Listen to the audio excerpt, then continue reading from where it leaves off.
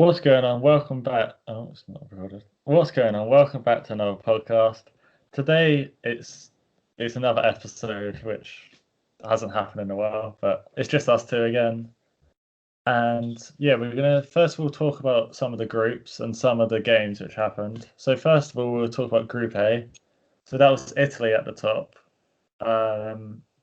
Yeah, they beat first game. They beat Turkey 3-0.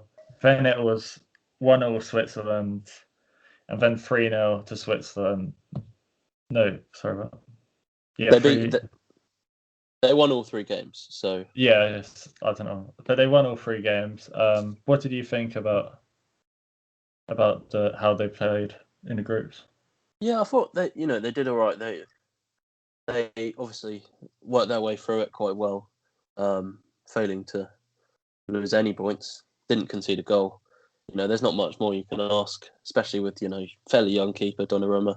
I think with this group, the biggest disappointment, Turkey. I think they were everyone's sort of team to, pull it out of the bag this tournament. I know I said it as well, which looks bad now when they scored one goal in 3 games. But I don't know. I thought they had the players to do it, but I think Wales finishing second. Fair play to them. They did well, and obviously Switzerland at this point in the competition have just beaten France as well. So yeah, Turkey were weird ones because I thought they were going to play way better than they did. Like with some of the, I know they didn't have amazing players, but they had quite a few decent players. Like Kalinoglu or whatever you said. Yeah, Yilmaz. Yilmaz, yeah. But I was disappointed, but the fact that Switzerland have come through with in third with 1 win, a loss, and a draw, and then gone on to beat France is ridiculous. Yeah. But that was so annoying for France. I know it made for a good watch though. Yeah, and I felt so bad for Mbappe. Yeah, I know. The only thing I have seen is France have been petitioning to get the game replayed. Why? Because apparently Sommer was off his line on the penalty. But surely VAR would check that, wouldn't they? Surely, yeah, you'd have thought so. I don't. He did look off his line, to be fair, but at the end of the day, the game's done now. Yeah, it's like the was it Aston Villa whatever game when the ball went in and then they didn't. It's after the game's done, you can't go back. It's all great to see that it should have been something else, and yeah, it should have been potentially, but there's nothing you can do now, so it is what it is. And for anyone that's not a France supporter, I enjoyed the game personally, and I know that because that same day was the Spain-Croatia game, so that was another very good game. I also did kind of enjoy France not winning, I'm going to be honest. Yeah, if we had to play them later on the tournament, then I would have been more worried than anyone else. I also feel like France always felt like the best team out of the whole tournament. So to see them go out is kind of quite relieving. But let's go on to Group B. So obviously Belgium tops that, but that was quite expected. But Denmark finishing second was probably the biggest. You could say they couldn't have got there, but I guess out of Finland and Russia, they probably would have been better anyway. Tell you what, that group obviously because Denmark in the first game had a massive thing with Eriksen, which was horrible to watch. I'm not gonna lie, but they came through that first game. They lost to Finland later that night. Mentally they weren't there, but again, I don't know how they played it on that night though. They shouldn't have played it, but they did, and it happened. They lost to Finland, and you're just thinking, you know what? Look, things are more important than us winning. I know their fans would have been agreeing as well. And then, Finland obviously went on to lose their other 2, expected as well. Russia won 1 game against. Is it Denmark as well? I think Russia beat Denmark, or maybe they beat Finland. Let's go into Russia. So Russia beat So Russia lost to Denmark 4-1. Oh, that was that game. And then they beat Finland 1-0 and lost 3-0 to Belgium. Oh, okay, yeah. So, the fact that on 3 points Denmark went through in second, just because that last game, obviously they won that 4-1. That was a great game as well. Obviously, for me as a Chelsea fan, watching Christensen score from 25 yards was quite entertaining. But they also probably had more to play for as well, if you think about it, because of what happened to Eriksen and everything. Definitely, they want to play it for him. And to be fair, looking at Denmark's squad, they have a good squad even without Eriksen. That Damsgaard, I think he's been one of the sort of unknown players of the tournament. He's sort of taken Eriksen's spot, and he's done really well. They've got a solid team. I know a lot of players are a bit shaky at times. Up front they've got people like Braithwaite, who, at the end of the day, he's still playing for Barca, so he's going to be all right. Didn't he have the number 9 shirt? Yeah, I think he did at some point. But you know what? They went through, and they deserved it. To be honest, I'm glad they did. I saw Vestergaard bombing forward as well. Yeah. Yeah, I think their defense is if you think about it, their defense is very strong. Right. Yeah, definitely. They've got Kier, that's the other one from AC Milan. Yeah. And then Schmeichel as well. It's a strong. Yeah, good keeper. Yeah. So let's go on to Group C. So in that group, Netherlands were top, Austria second, then third Ukraine, and fourth North Macedonia. A shame. I wanted North Macedonia to win again, but I know they were good to watch. No one expected anything from them, and to get 2 goals against 3, fairly well established countries. I mean, fair play. It was good to watch. Got a couple of goals. Netherlands were always going to win that group, I think. Although they have obviously Czech, obviously fallen now. Yeah. But that's probably. I really didn't expect. Did you expect them to get knocked out like this earlier on, or did you? I didn't expect them to get too far, but I would have backed them against Czech Republic, and I think they probably would have gone on to win it if they didn't lose De Ligt when he got sent off. I know obviously he got sent off; it was his fault, but if he stayed on, I reckon they would have had just enough to hold them off. But Czech Republic just sort of ran right at the end, and now they're looking pretty good in the tournament. They're on good side, and we could see them again at some point. Yeah, I guess with Stecklenburg as their keeper, I guess that is a kind of a big problem because he's not a great keeper as well. When most teams, if you look at most of these teams, they have at least a good keeper. Even a team like Denmark, he's like 38 as well. Yeah, and he hasn't really been around for. But I didn't even know he's still playing. To be honest, suddenly he's in goal in a team alongside like De Ligt and Depay and people like that, and it's like kind of out of his depth. Remember when he was the second choice Saints keeper? Yeah, it's been so long and he's still there. Surely they must have someone coming in to replace him at some point. Yeah, that's what I was thinking. But I would have thought that their youth development's normally quite good, so I would have thought they would have a young keeper coming through. Yeah, they've got quite a lot of good young players in that squad. De Jong's still fairly young. De Ligt, that Timber guy who's been playing quite a few. I'd say one of the better players that I saw that I didn't sort of necessarily expect much from, Dumfries. In that right wing back, it was so good to watch him. So he was constantly overlapping. It was really sort of exciting football, even though maybe it did fault them later on when they played the Czech Republic. It was enjoyable to watch. Yeah, I guess so. Moving on to the most important group, it's coming out. So let's go on Group D. So obviously Scotland were bottom, and then Czech Republic, Croatia second, and we were first, England. Overall, what did you think of the group as a whole? Because group as a whole was a bit of a. If it wasn't for England, obviously we're excited for it because it's England, but it wasn't it wasn't like an exciting group, I wouldn't say. Our games, we won 2-1-0. Yeah, sorry, 2 1-0s against Croatia and Czech Republic. Yeah, and then 0-0. And then 0-0 against Scotland. Like, it wasn't the best. thing is, against Scotland as well, we were good defensively. We were just terrible attacking wise.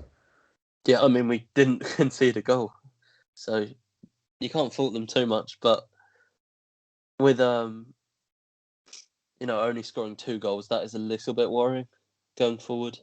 Sterling obviously getting both, and I think I think with it does seem like as soon as we make some of the subs that we're obviously going to be, more exciting to watch. People like Grealish coming on.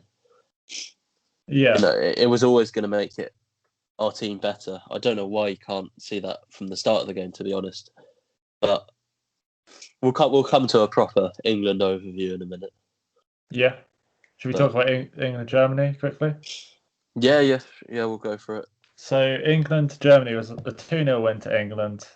It was actually great because my mum was messaging my brother's German exchange mum at the time.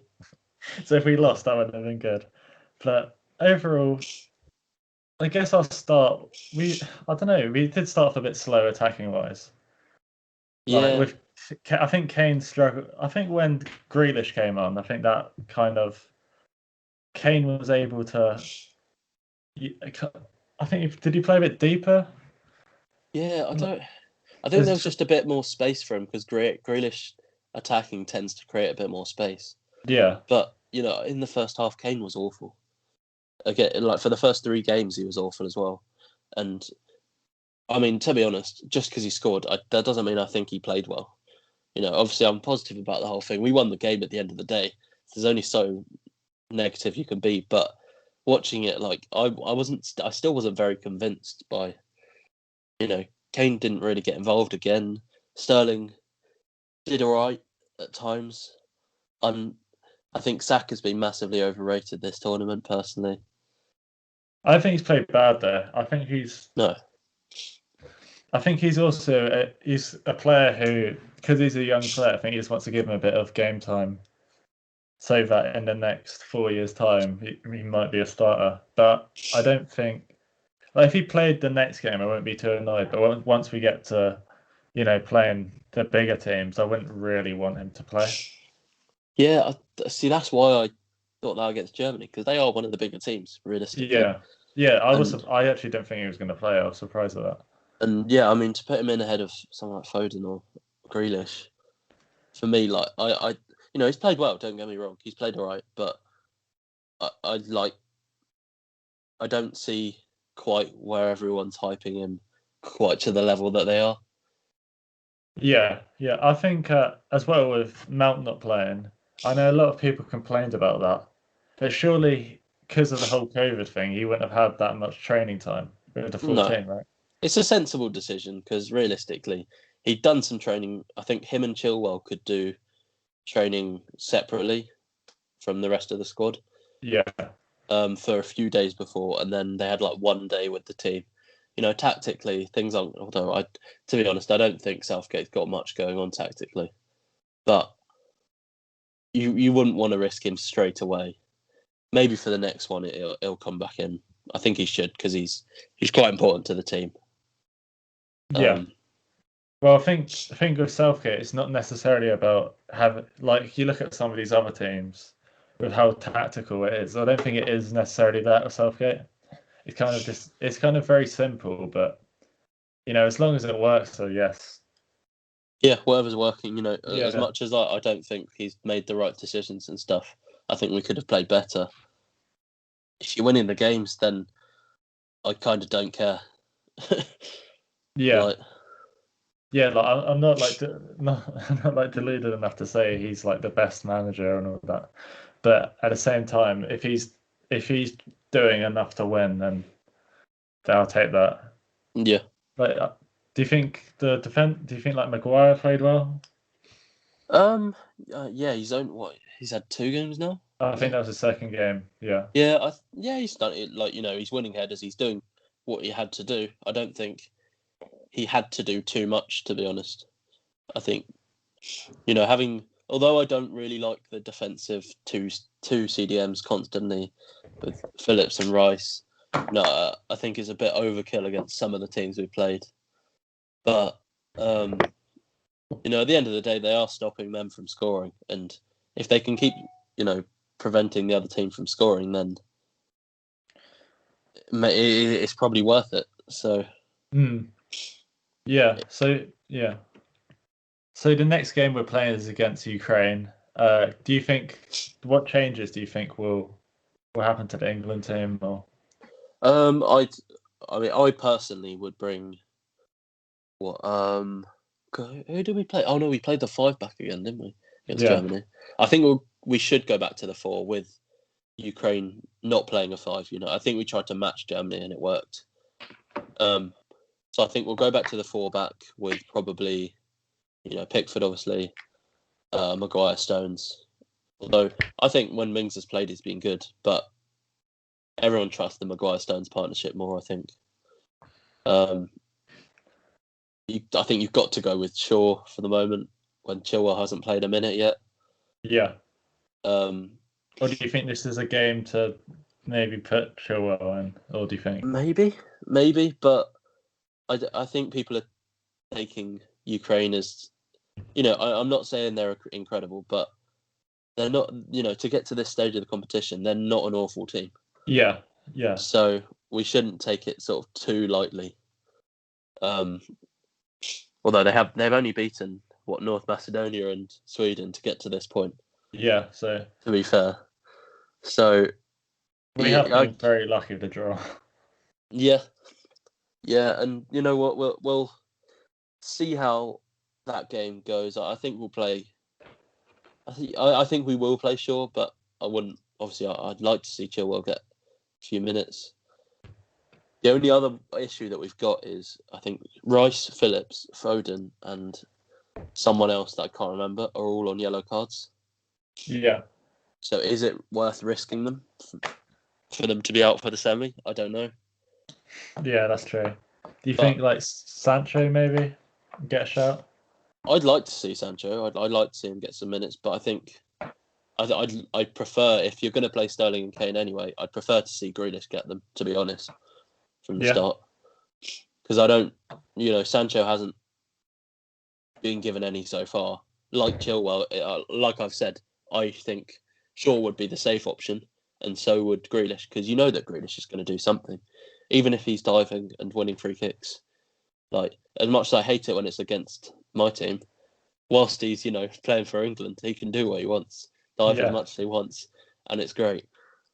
It's good to see, but yeah, because it'd be interesting, because I know Gareth Southgate loves to pick Sterling, but because this isn't, obviously Ukraine are a very good team to get to this point, but it's not the same type of team as.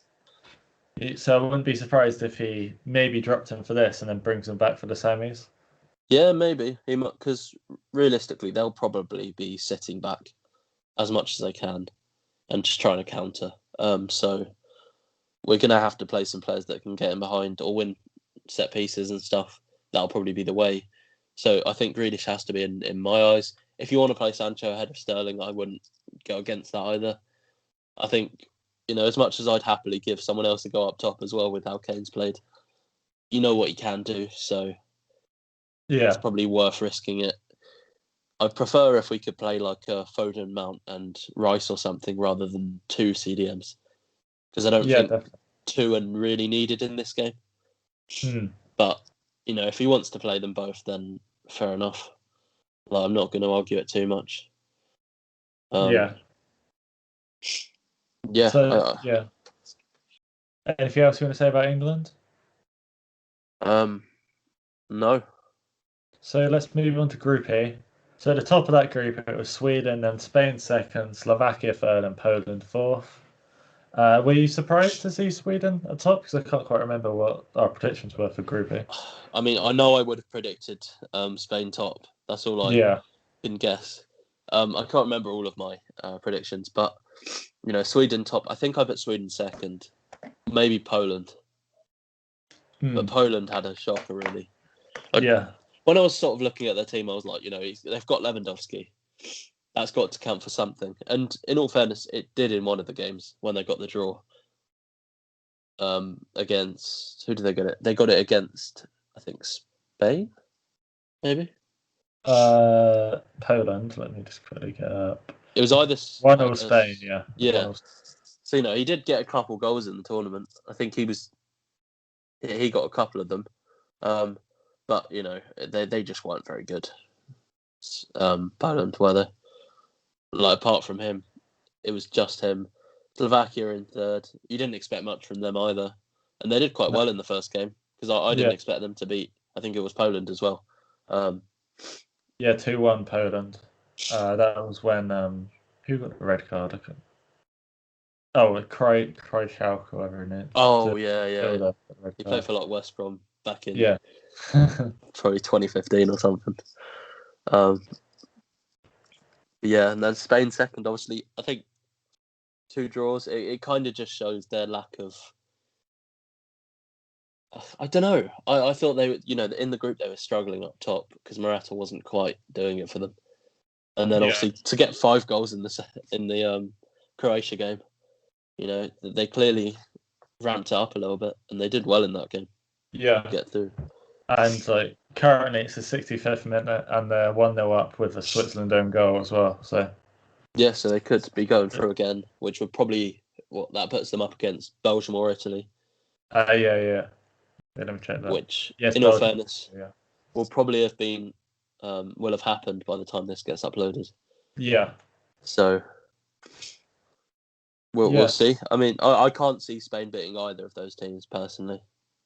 No.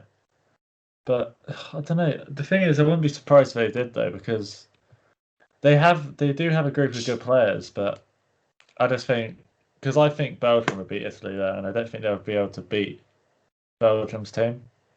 Yeah, I think the thing with Italy is they're so well drilled. They've got such a they've always had that sort of strong core in their team of players. They've still got similar players around from years and years ago. Yeah. And I think I don't think it'll be I mean, I say this could backfire, but it shouldn't be a high scoring game with how Italy play. But you never know. Like, Belgium could just take the game to them and make them sort of have to work back into it, and it could be exciting. It could be a boring game. It's one of those that I wouldn't be surprised to see it go either way. Actually, to be honest. Yeah. So that's Group E, is it? Yeah. Group F is the group of death. Yeah, as they said. Yeah. So that was Hungary bottom, who did well, to be fair, because they got 2 points, and then Portugal, Germany, and France top. Tell you what, those group games on the last day, that was so that moment was so exciting to watch. Just how, because we knew we were playing against whoever came second. Yeah. So where teams are just flying up and down. I think we had to play against all 4 different teams at different points in the game. Yeah. And it was exciting. France, the fact that they went through in first and only won 1 game was a surprise. A draw against Hungary. No one would have predicted that. So yeah. And Hungary obviously drew against Germany as well.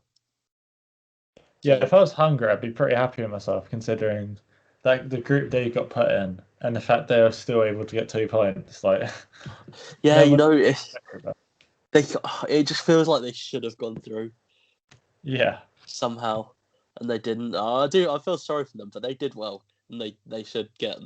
That they almost deserved to get through because of the fact that it was that group, and they did quite well. It's. Sorry, Switzerland just scored. Oh wow! Okay, so that could be another exciting one. But yeah, that group was. I mean, in terms of placings, it's probably gone in a kind of expected way, but in terms of results, I'd say it's gone completely away from what I expected. Yeah, definitely. But yeah, so that was Group F, which probably was the group with the most surprises, I guess you could say. But let's move on to the rounds of 16 now. So in the first game, we'll just go top to bottom. So Belgium beat Portugal 1-0. Can you remember your prediction for that game at all? Because I can't remember what I said. But do you No. think do you think you expected Portugal to win or Belgium to win? I expected it to be a close game, definitely. Well, I might have said something completely different, but looking at it now, I can see it as being a close game. But I think the fact that De Bruyne and Hazard were back for it was quite important for them. Although that was the goal, it was Hazard's brother, Torgan Hazard. Oh yeah. His So he played more really than good goal. did he Yeah, play more than to be Eden fair, had? Eden's only just sort of come back from all of his injuries, and I think he pulled up again in that game, so he might not be around for the next ones anyway. Oh okay, yeah. And De Bruyne is also, I think, I'm only going I off think what he's out. Fantasy is saying, Yeah, that's what I was but gonna say. Fantasy said that he's doubtful. So, and he went off injured, but some people are saying that he might be able to play. So who knows? Yeah. But yeah, I think it could have gone either way. But that moment of brilliance from Hazard, I guess, was what changed it. Yeah. Yeah, I feel sorry for the other Hazard brother. Yeah, Both of them are in the team. they've both had their good moments, and then Yeah. he's just chilling. I think he's just playing in the In Belgian league or something. yeah, that was the best day when we signed all three Hazard brothers, Yeah. just so we had them. I think. So then there's Italy, Austria. So Italy won 2-1 against Austria in that game. Yeah, that was. Obviously, yeah. So obviously that was all in the extra time, all of those goals. Yeah, I know. It's such a dull game up until then, and then suddenly it sort of started going a bit mad in extra time. But I would have been surprised to see Austria go through ahead of Italy. Yeah, definitely. But you know what? It's showing that the teams on the other side of the group, although they're the better side, they are looking fragile against any team. Spain have only just beaten Croatia. Italy only just beat Austria. And Belgium obviously played a harder game against Portugal, but they did only just beat them, which looks. I mean, it's positive for England, at the very least. I think there's not been any teams just completely dominating. Like obviously a team might win every game, but they're not destroying every team. No. So you kind of, even though we're playing Ukraine and that looks looks the next two games if we get through, they look like easy games, but they're not because the teams are still all doing well. Yeah. Because Ukraine have like Zinchenko, is it Chera? I can't say his name. They got a few decent players. I was going to try and pronounce. Not worth it. Yeah. They've got a few decent players, but I would have backed Sweden to go through in that one. Whilst we're here, Sweden, Ukraine. Yeah, Sweden, Ukraine. So Sweden got a red card with Extra time. It was a centre back, wasn't it? Yeah, Danielson. Then okay, I was going to pronounce Danielson in an English pronunciation. Danielson. But I think that's what changed the game ultimately. It was a bad tackle. Like it was a really bad tackle. And he deserved a red for it.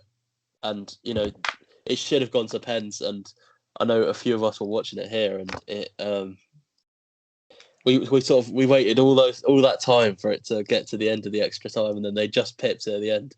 Once you get to that point, I want to see penalties. Like that is. And then as a fan, as a neutral, it's a bit annoying. Yeah, they robbed us of our penalties. But you know what? Fair play to him. Yeah, fair play. Forsberg with the goal, obviously, and then the two goals. Who scored for Ukraine? I don't even know who scored. Oh, it was that Dov. No, I'm not going to bother saying his name, but that guy. Yeah.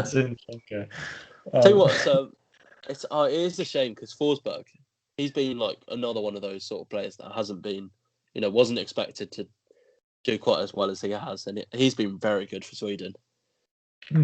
They've sort of struggled over. In the normal season, he has been a good player as well. To be fair to him, Yeah, I think it's probably just where like a lot of English fans sort of don't always watch the German league and don't know Yeah, about some of these players. They come in, perform. I didn't know much about him, and it made it exciting to watch Sweden. Him and probably I liked Isaac for times as well. Thought yeah, he was good. yeah. To be fair, I only really knew about Forsberg from FIFA, if I'm honest. But Yeah. um, so let's go on to the Netherlands, Czech Republic. Have we spoke about? I think we spoke about it Yeah. slightly, but Yeah. we'll go. I mean, we don't need to say too much about No, it, but um, just it was It was very surprising, really. Like, yeah, but yeah. I think that red card just changed everything, didn't it? And that's really all all there was to it.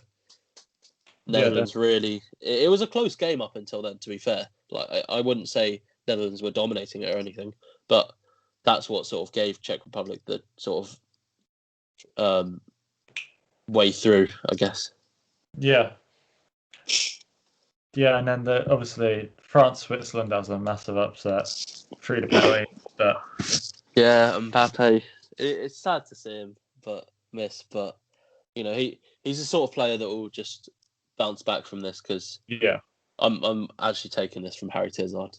He told me this. Shout out. But for the credit. no, He asked they you to give him credit as well. always. Anyway, he was saying he was the sort of player that will bounce back because he knows sort of how much he's going to win in the future, like tournaments, trophies, personal trophies. It's all it. He's got so much to win going forward that he can bounce back from that. That is exclusively from the great Harry Tizard. Yes. So so those were the round of 16, and so let's just talk. I think it's hard to talk about the quarterfinals because by the time this is out, they're probably all going to be done. But We'll do yeah, a little. Cause obviously, with the Spain one happening now, it'd be unfair for us to predict it from the 70th minute or whatever it yeah, is. But yeah, we'll 77th right now. By the time it's finished, maybe. we'll do a prediction from the 70th minute. What you Oh, saying? okay. So 77th minute right now, 1-1. I'm predicting a 2-1 Switzerland. I like that. I want to see it because I want to see Switzerland do it. It would be exciting. Although I think a Spain semi-final against Belgium or Italy would be more entertaining than a Switzerland semi-final against them in the same way. So I think I'm calling it. It's going to extra time from this point, but not that that's an unfair call to make on the 77th minute. But I'm gonna say 3-1 Spain in extra time. That's my call. Yeah, definitely. Yeah. So I went 2-1, you went 3-1 Spain. So let's go on to the England game. So obviously it's England versus Ukraine. I'm gonna go. It's gonna be a bit of a boring game and just a 1-0 to England. That But would be typical England fashion. But I'm gonna go 2-1. I okay, think we'll concede for the first time. all right. Let's do scorers as well. Who do you think's? You'd have to do scorers for Ukraine, but who do you think will score for England? Saying 2-1. So I'm gonna say Kane's gonna get one. Yeah. And I think Slabhead. I'm going with it. I'm gonna go Sancho. So if he doesn't play, then my prediction is destroyed. But we move. That's the prediction life. Can go wrong. Yeah. But so let's go on to Czech Republic, Denmark now. It's obviously probably the least exciting out of all of them, out of all the quarterfinals. But how do you think that one's gonna go? I think it'll be another. I think it'll be exciting because both teams sort of have nothing to lose. Neither are expected to be here probably. and one of them is going to be in a Euro semi-final. So I think they'll be happy with whatever happens from here. But I'm going to go with a 2-1 Denmark in extra time. Yeah, I'm going to go with a 1-0 Czech Republic. Okay. I'm going with the 1-0. Yeah. We didn't speak about Belgium and Italy actually either. So Yeah. What's your prediction for that? I'm predicting 3-2 Belgium. Okay. That's a big one. All in normal time? In extra time, in the 120th minute with 1 minute of extra time, what will happen is Lukaku will score to make it 3-2. Okay. That is very specific. If I get that right, then that's If you get it right, no one's going to believe it because it will have happened by the time we upload it. We'll try and get a clip up before. Yeah, that's true. Yeah. Okay. Yeah, I'm going to go with. I'm going to go with 1-0 Belgium. Yeah. Yeah. We're predicting really boring games. We are. Well, you predicted 3-2, but overall. So that's all the quarterfinals. So should we talk about the managers with Nuno and Vieira? One more thing before we do that. Yeah. Who would be in your? I know we haven't actually planned this, so this might take a minute. Okay. But the Euro team of the sort of tournament so far, I guess. Cool. If we can't get a full team, then we'll just talk about some players that could be in there. Yeah. Okay. So goalkeeper wise, I'm thinking there's Donnarumma? It has to be one that hasn't conceded. I say Donnarumma they haven't conceded, Italy, have they? I think my two shouts would be either Donnarumma or Pickford. Pickford made some good saves in that group stage. That's true. So did Donnarumma for Italy. I think either of them would be fair. You came up with Donnarumma, so we'll have different ones to make it. Okay. One thing I do want to say, because I forgot about, what were you thinking in Germany, England, when Müller was through right at the end? Oh my God, yeah. Tell you what I was thinking, because basically this is completely weird, but because we were watching it in the garden, right? Yeah. And so I was watching it on ITV Hub, which meant that it was a minute behind. Oh man. So on the first goal for England, I knew we were about to score because a load of air horns went off in my garden, around the other gardens. So I knew we were about to score, and I was so pissed off. But then on, I literally turned it up so it was deafening, so we couldn't hear anything. And then so we scored the second, all good. So my plan was to go inside. That was my first thought. I was literally about to tell everyone we're sitting inside for extra time. Oh no. Because I did. That was I was about to say it, and then suddenly he missed. So I was quite happy with that one. To be fair to Pickford, if he didn't come out there, I think that would have been a goal. Yeah, he did. He did well to shut him down. He did all he could. So, yeah, I'm happy. Happy we didn't have to go through that, because extra time would have been too much. I think we'd have gone to penalties and we would have lost on penalties. Yeah, it would, wouldn't it? But anyway, back to the team of the week. So let's go on to defenders. So we just doing a 4-4-2.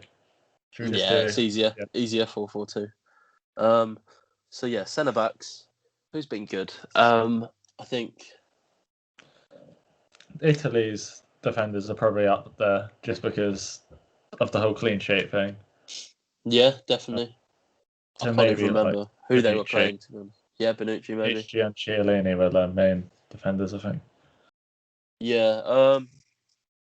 I don't think any of our. Maybe. No, I don't think any of our centre backs. Because I think, honestly, you could say, can you say Stones? Maybe. I think I would have put Mings ahead of him though, personally, for those first two games. But then I was just saying because Mings got dropped. Yeah. Hasn't Stones played? He played the whole tournament. Yeah. I think he has, yeah. Yeah, so I'd I think Belgium have to have someone as well because they only conceded one. So I'm going to say Yeah, maybe a Alderweireld or a Vertonghen or something. yeah. So for your two centre backs, who have you got? Because I think I'm going to go Alderweireld and Bonucci. I was going to say Stones, but I can't. Yeah, Stones too fast. I'm going to go Alderweireld and I think for the first two, I'm going to go Mings. I think he was class. I felt sorry for him for getting dropped. Like, I don't think he deserved it. It was always going to happen, but I did feel sorry for him, definitely. Yeah. Yeah. So back. Right back. Okay. I think there's a few shouts for this for sure because I'm going to count wing backs as well because Okay. we're not playing a 5, so it'd be unfair on them. So I'm saying shouts are Dumfries, Myler for Denmark. No, yeah, Denmark. I think Meunier has been alright. Meunier, definitely. So my one, I'm going to go with Dumfries because I really enjoyed watching him. Yeah, I'm going to go Meunier for Belgium. Okay. He's been very good. Left back, including left wing backs. There's probably a few shouts again. I'm Gossens for Germany up there. Who else played? Who played left back? Trying to figure that out. Oh shit. Who was the right back? Spinazzola for Italy was good as well. Actually. Yeah. I'm gonna go with Spinazzola actually. Do you ask for the Quetta? He's played right back mostly. Yeah. And to be fair, I think he missed the first game or two. Yeah, I'm not too sure. I'm not really too sure. I just wasn't sure if that would be a shout or not. Yeah, to be fair, I guess it'd be hard to choose an England one just because we've changed it quite a bit. Yeah, because he had Trippier in there for the first. He had Trippier left back for the first game or two, didn't we? So I'm going to go Spinazzola. You're going to go. You can go same one if you want. I can't remember what the Italy. That was Spinazzola. Oh, that was the guy I was thinking of. Yeah. I wasn't sure what his name was. Yeah. Okay, so we've both got him. So right mid. Let's just we'll go with right mid, left mids. Either can interchangeable wingers. Okay. Who deserves a shout wingers wise? I mean, you've got to put Sterling up there. I guess. I think even though sometimes it is painful to watch him, what you do need to remember is because of the type of player he is likely to make a lot of mistakes. Yeah, but he's brought us through essentially. Yeah. So I'm gonna actually go Sterling just because he scored quite important goals. Yeah. Yeah, I think because I can't really think of anyone else ahead of him, to be honest. I'm going to go Sterling as well. Yeah. So that's what our left mid probably more. He's played left wing, so he can be left mid. Yeah. Right mid. Testing my memories of the tournament here. Who's played well in right mid? Wait, Insigne is left mid, isn't he? Yeah, but we can put wingers on either side. Yeah, well, he's going on the other side.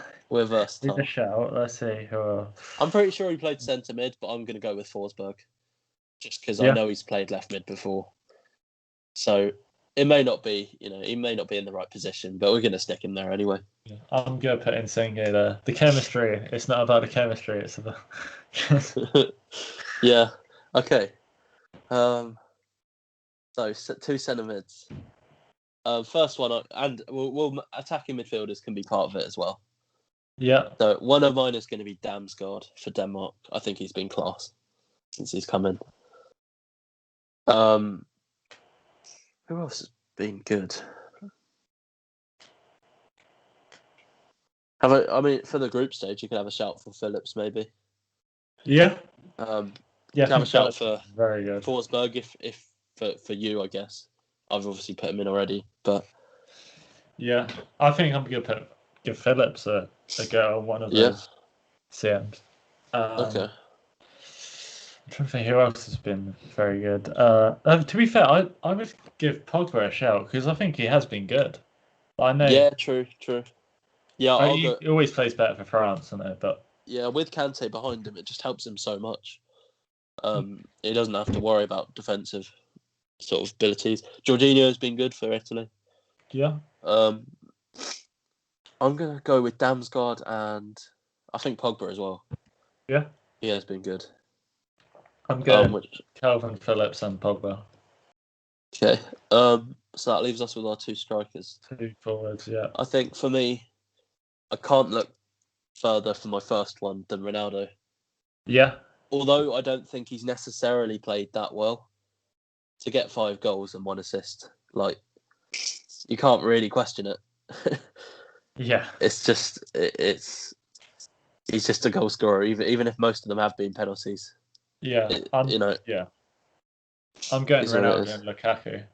I'm going Ronaldo and Patrick Schick. Patrick's what? Czech Republic. Schick. With a K on the end. Okay. Czech Republic. He's the one that's he's been good. The worldie against Scotland from the halfway line. He's got 4 as well, so I'm going to go with them too. As well. Yes, it is. Okay, so that's our team. So I can't remember who I put in my team, so we're not going to go do it free.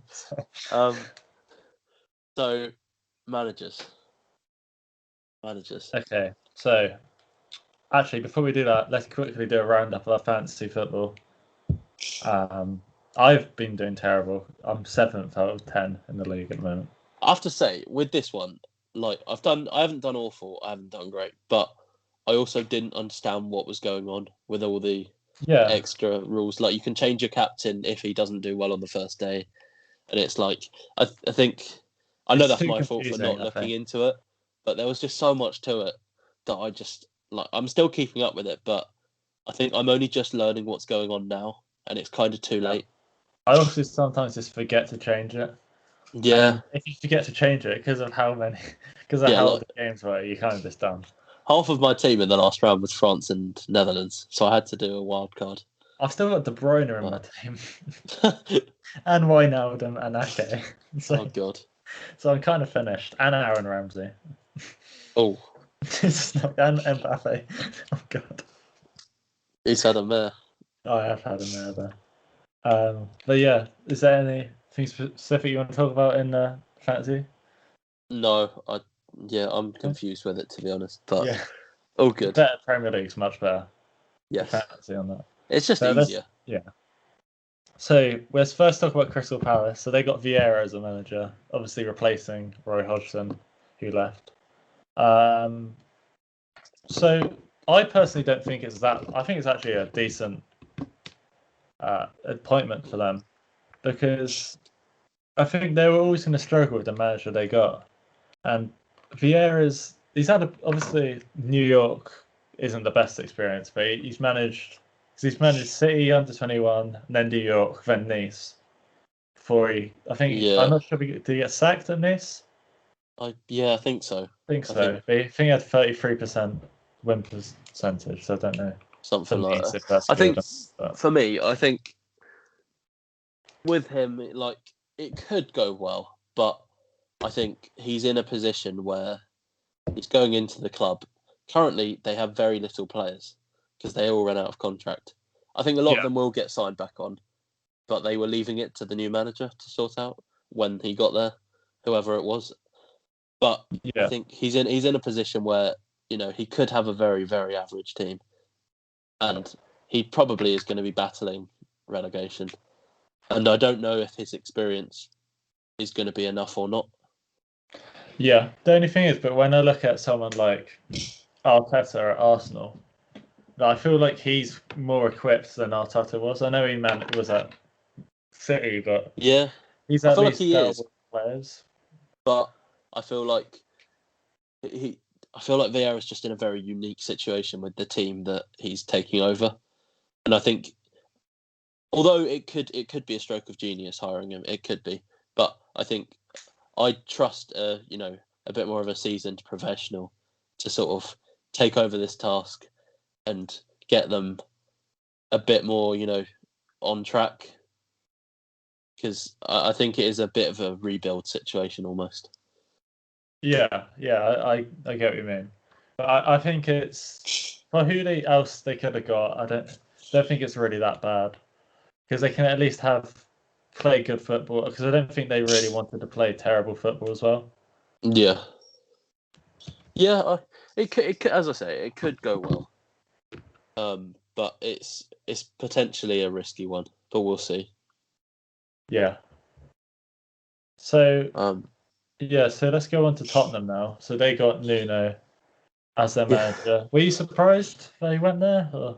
To be honest, I was surprised. Not necessarily because he went there, but because for so long it looked like they were just going around different managers constantly trying to get hold of them. And it looked like they were struggling and they weren't going to get anyone. Suddenly they just appointed him. Yeah. But I think, you know what, he's done a decent job at Wolves. I think it's a good appointment. And I don't necessarily think he's, a bad